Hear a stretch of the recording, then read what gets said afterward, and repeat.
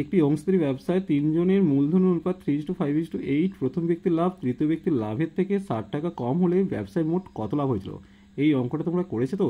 এই অঙ্কটা কিন্তু তোমাদের এবারে সেকেন্ড সামেটিভ ইভ্যালুয়েশনের পরীক্ষায় আসছে। ম্যাথমেটিক্সের কোশ্চেন খুললেই কিন্তু 2 নম্বরের যে সংক্ষিপ্ত প্রশ্নগুলো আসবে তার মধ্য থেকে এই অঙ্কটা অবশ্যই আসছে। চলো আজকে যে সমস্ত তোমাদের অঙ্কগুলো আসতে চলেছে সেকেন্ড সামেটিভে সেই সংক্ষিপ্ত প্রশ্নগুলো আলোচনা করবো। প্রথম যে কোশ্চেনটা দেখতেই পাচ্ছ এই কোশ্চেনটা আলোচনা করছি, দেখে নেবো এর অ্যান্সারটা।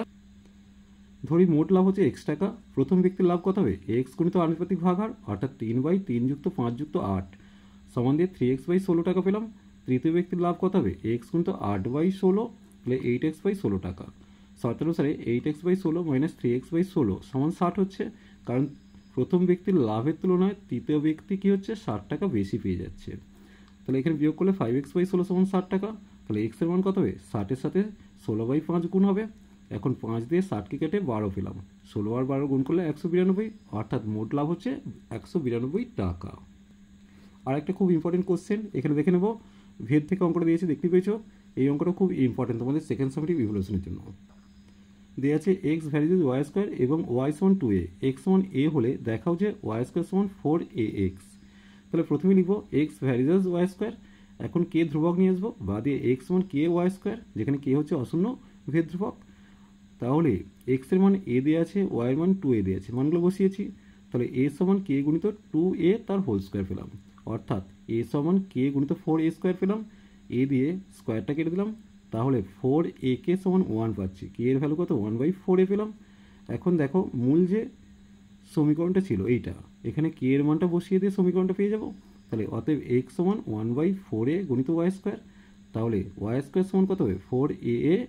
4a গুণিত x, অর্থাৎ ওয়াই স্কোয়ার সমান 4ax। এটাই প্রমাণ করতে বলেছে। আর একটা খুব ইম্পর্টেন্ট কোশ্চেন যেটা এবারে তোমাদের পরীক্ষাতে আসবে, দেখো ট্রাপিজিয়ামের যে অঙ্কটা দিয়েছে সেখানে তোমাকে দেখাতে বলেছে বিসি এর দৈর্ঘ্যটা চেয়েছে। তাহলে প্রথমে ছবিটা এঁকে ফেললাম, যেখানে এসি কর্ণ আর বিসি কর্ণ ও বিন্দুতে ছেদ করেছে। তাহলে এখানে দুটো ত্রিভুজ আগে দেখে নাও, এওডি আর বিওসি। এই দুটো ত্রিভুজের কি আছে?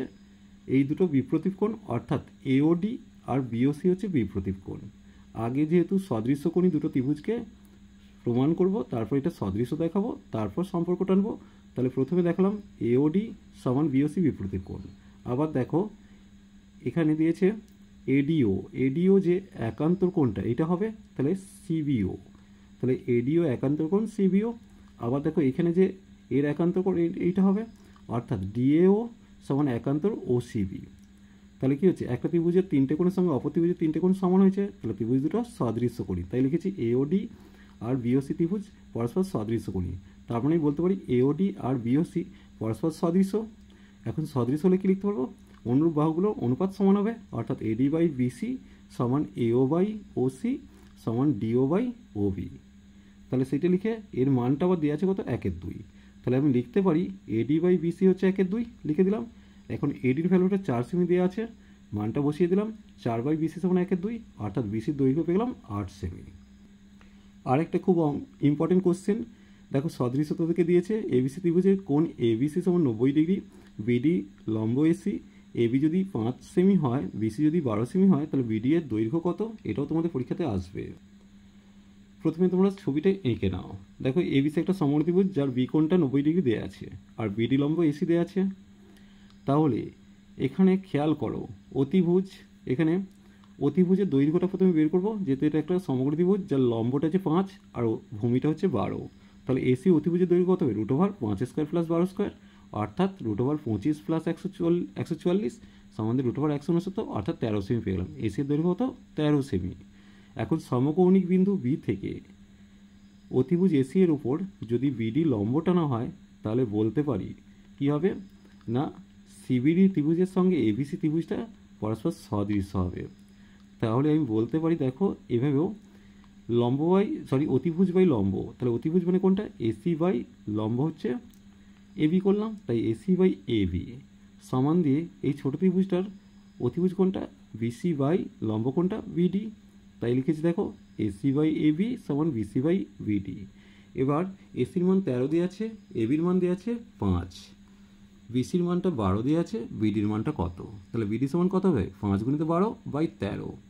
তাহলে 5×12 ভাগ করলে 4.615, এটা শেষ হবে না ভাগটা, তাই এটা আসন্ন মানে নিয়ে এলাম 4.62 সেমি প্রায়। আর একটা লম্ববৃত্তাকার শঙ্কু থেকে খুব ইম্পর্টেন্ট অঙ্ক দিয়েছে, দেখো একটি লম্ববৃত্তাকার শঙ্কুর পার্শ্বলের ক্ষেত্রফল ভূমির ক্ষেত্রফলের √5 গুণ শঙ্কুটির উচ্চতা ও ভূমির ব্যাসার্ধের অনুপাত কত। দেখো এখানে প্রথমে আমি ব্যাসার্ধটা আর ধরে নিয়েছি, তির্যক উচ্চতা এল ধরেছি, এটা ছোট হাতের এল, উচ্চতাটাও এইচ ধরে নাও। তাহলে শঙ্কুর পার্শ্বলের ক্ষেত্রফলের সূত্র কি, পাই আর এল বর্গ একক। শঙ্কুর ভূমির ক্ষেত্রফল কি, পাই আর স্কোয়ার বর্গ একক। তাহলে দেওয়া আছে কত, পাই আর এলটা ভূমির ক্ষেত্রফলের √5 গুণ, অর্থাৎ পাই আর এল সমান √5 গুণিত পাই আর স্কোয়ার। পাই পাই কাটলাম, আর দিয়ে স্কোয়ারটা কাটলাম, তাহলে এল এর মান কত এসে যাচ্ছে, √5 আর পেলাম। এবার উভয় পক্ষকে বর্গ করব, তাহলে বর্গ করলে কত পাচ্ছি, এল স্কোয়ার সমান 5 আর স্কোয়ার পেয়ে গেলাম। এখন এল স্কোয়ার সমান কি, এইচ স্কোয়ার প্লাস আর স্কোয়ার, এটা আমরা জানি, কারণ কি তির্যক উচ্চতা স্কোয়ার সমান উচ্চতা স্কোয়ার প্লাস ভূমির ব্যাসার্ধ স্কোয়ার। তাহলে এইচ স্কোয়ার সমান কত পেলাম, 5 আর স্কোয়ার থেকে আর স্কোয়ারটা বাদ দিলাম, অর্থাৎ এইচ স্কোয়ার সমান 4 আর স্কোয়ার পেলাম। তাহলে এইচ সমান কত পেলাম, 2 আর পেলাম, অর্থাৎ এইচ বাই আর সমান 2/1 পেয়ে গেলাম। তাহলে এখানে দিয়েছে কত, উচ্চতা ও ব্যাসার্ধের অনুপাত দিয়েছে 2:1। তাহলে আমরা উত্তরটা পেয়ে গেলাম, উচ্চতা ও ব্যাসার্ধের অনুপাত হয়ে গেল 2:1। দেখো এইটা 2019 সাল থেকে করেছি, এরপর 2020, 22, 23, 24, 25 সমস্ত অ্যান্সারগুলো তোমাদের সংক্ষিপ্ত আলোচনা করে দেবো। তার জন্য চ্যানেলটিকে অবশ্যই সাবস্ক্রাইব করে রেখো আর প্লেলিস্ট থেকে ভিডিওগুলো পরপর পেতে থাকো। চলো, যদি ভালো লাগে অবশ্যই সাবস্ক্রাইব করে দিও। Tata, bye bye.